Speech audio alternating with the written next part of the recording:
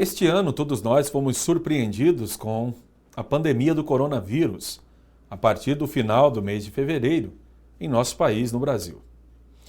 E, ciente disso, são muitas as teorias, muitas as indagações, muitas palavras que correm por aí, acolá, e a gente corre um grande risco de especular e dizer coisas que extrapolam o nosso campo e a nossa esfera de atuação, entrando no campo que é o campo divino, o campo de Deus. Então eu queria dizer para você, colega, companheiro de ministério, o seguinte. Tem um texto de Lucas, do Evangelho de Jesus Cristo, segundo escreveu Lucas, o médico amado, capítulo 13, versículos 1 até 5. E naquele mesmo tempo, estavam presentes ali alguns que lhe falavam dos galileus, cujo sangue Pilatos misturara com os seus sacrifícios. E respondendo Jesus, disse-lhes: Cuidai vós que esses galileus foram mais pecadores do que todos os galileus por terem padecido tais coisas? Não, vos digo, antes, se vos não arrependerdes, todos de igual modo perecereis.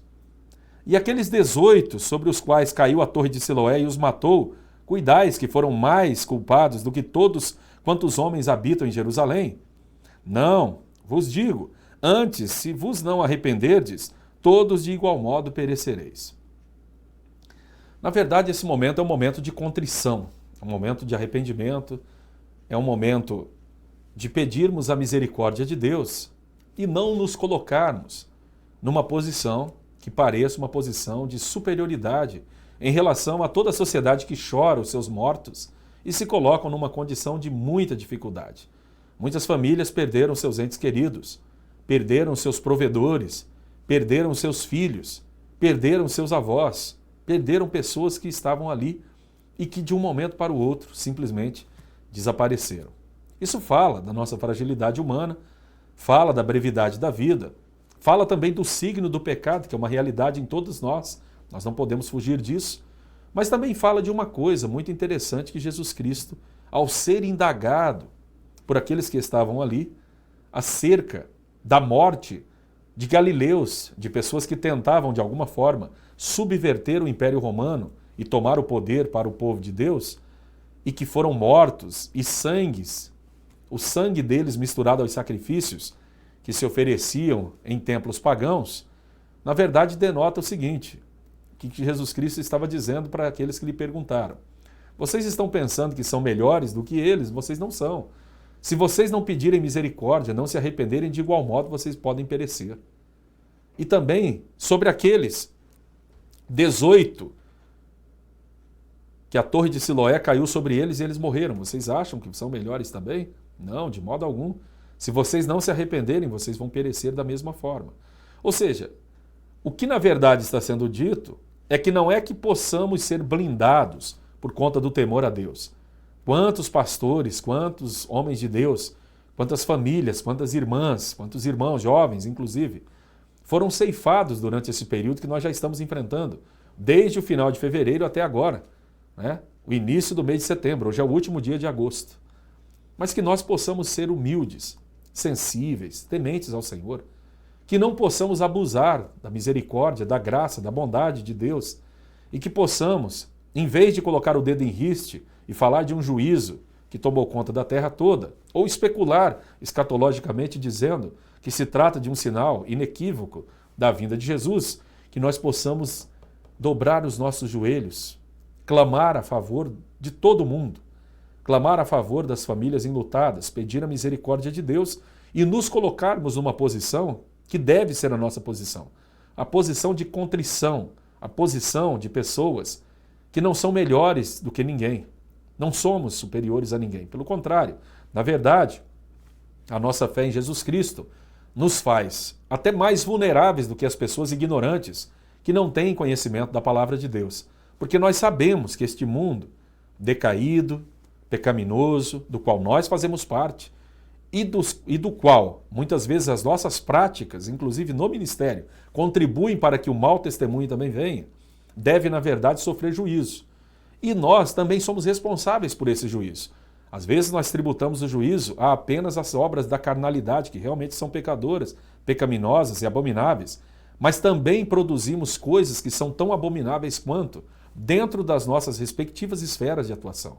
Então que possamos diante de Deus pedir misericórdia, pedir graça, pedir perdão e buscar da parte de Deus a força necessária para enfrentarmos e atravessarmos esse momento difícil que já parece estar terminando. Parece que finalmente, no Brasil pelo menos, estamos experimentando uma melhora e uma passagem, do ponto alto dessa pandemia. Mas que possamos, de uma só vez, de uma vez por todas, nos convencermos da nossa fragilidade, que é inerente ao fato de existirmos e de sermos seres humanos. Mas, por outro lado, o reconhecimento da nossa fragilidade, o reconhecimento da nossa pecaminosidade nos ajuda a estarmos buscando diante de Deus a sua graça, o seu poder, a sua misericórdia, a sua bênção. E assim em contrição e assim em adoração ao nome do Senhor, quem sabe nós possamos ser condutores da graça, da misericórdia e da bênção de Deus para toda a nação. Quem sabe o nosso arrependimento, a nossa contrição, o nosso testemunho, a nossa postura de sensibilidade, de altruísmo, de empatia, de alteridade, de se colocar no lugar do outro e sentir a sua dor, seja também uma forma de pregar o Evangelho de maneira inequívoca. Que não sejamos levianos e aproveitadores, sabendo que existem coisas execráveis e reprováveis entre nós, apontarmos o dedo e dizermos apenas que as pessoas do outro lado é que tem alguma coisa que precisa ser corrigida para que a pandemia cesse. Que não sejamos levianos a tal ponto e venhamos a reconhecer o nosso papel, a nossa posição e os pecados que existem entre nós, que muitas vezes classificamos como único e exclusivamente da área sexual, mas que são pecados do coração. A inveja, a ira, a calúnia, a altivez, a mentira, tudo isso que toma conta do coração de muitos de nós, seja por conta de cargos de somenos importância, seja por conta de posições em altos escalões dentro da esfera eclesiástica ou até mesmo terrena.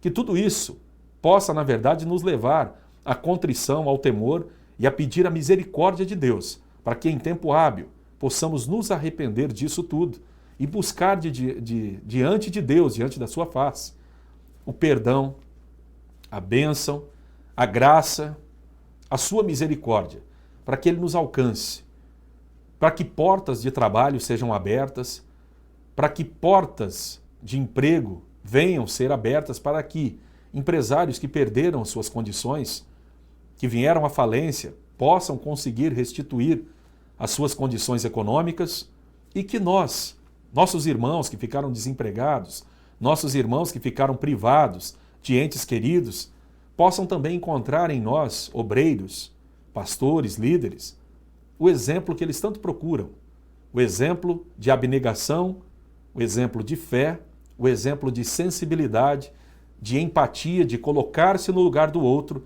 e saber que aqueles galileus que tiveram as suas vidas ceifadas e o sangue misturados nos sacrifícios perante Pilatos.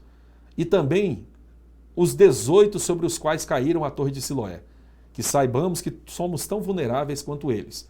E que se de igual modo não nos arrependermos, coisas piores poderão nos suceder, porque temos conhecimento da palavra e somos mais responsáveis do que quaisquer outras pessoas na face da terra.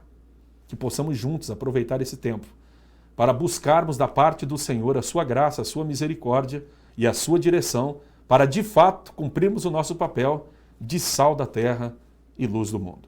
Deus te abençoe, em nome do Senhor Jesus.